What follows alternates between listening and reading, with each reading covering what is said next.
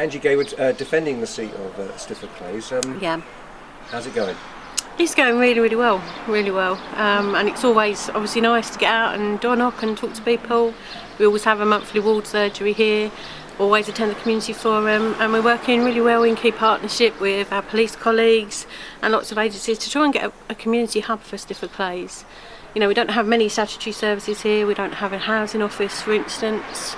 And I think it would be really, really nice to get something for our community here, you know, to really build and enhance the community that we have, and that's what it's all about, you know.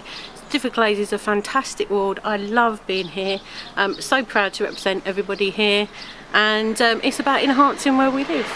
You've obviously been across the Upperton community hub and seen how well that works. Yeah. Why do you think Stifford would need a similar hub? I think it's about building relationships. It's about building relationships between particularly our elder community, of which we've got, you know, a growing number here in Stifford Clays. And whilst there's quite a few things for them to do, for instance, Headon Hall, Hearty Close, it's also about our young people. And you know, we don't have a lot of youth funding in Thurrock or nationwide actually, so it's about trying to build something for everybody. One of the ideas that I've got is maybe putting something like a coffee stop in the evenings for our young people. We've spoken to them, we spoke to over 700 of them when I was first elected. We had some funding in place for youth shelter. Unfortunately that got knocked back, but you know, we need to put something in for everybody, and that's why we think a community hub will be a really, really excellent idea for Stifford Clays. And when you're doing you just mentioned, you know, marathon session down the Connaught Avenue area, etc., and what are the issues that are coming up on streets such as that? Speeding. Diana was a real champion to try and get a 20-mile-an-hour zone, something we're working with the highways team on to look at, you know, not just the avenues but maybe all our residential areas in Thurrock. We're just doing a speed safety survey on Whitmore Avenue because we know there's some speeding, particularly around the bend as you come up towards the school. Again, we're going to do the same on Stifford Clays Road. So we're listening to what residents are telling us, and we're responding and reacting to that and working with them to try and make it a nicer place. Of all the candidates we've spoken to, and we do speak to quite a few over a period, it was the Stifford Clays Conservative candidate who immediately launched into something about Barking and Dagenham.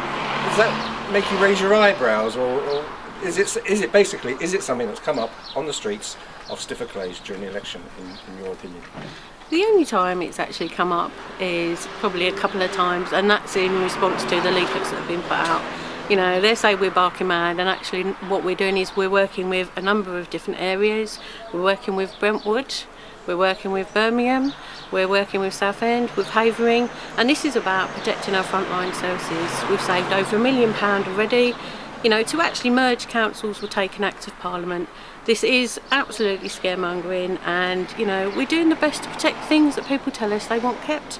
We've kept a weekly bin service, we've kept all of our street lights on in Thurrock, unlike Essex. Every library's still open in Thurrock, and you know, these are things that people tell us that make a difference, so why wouldn't we try and protect them?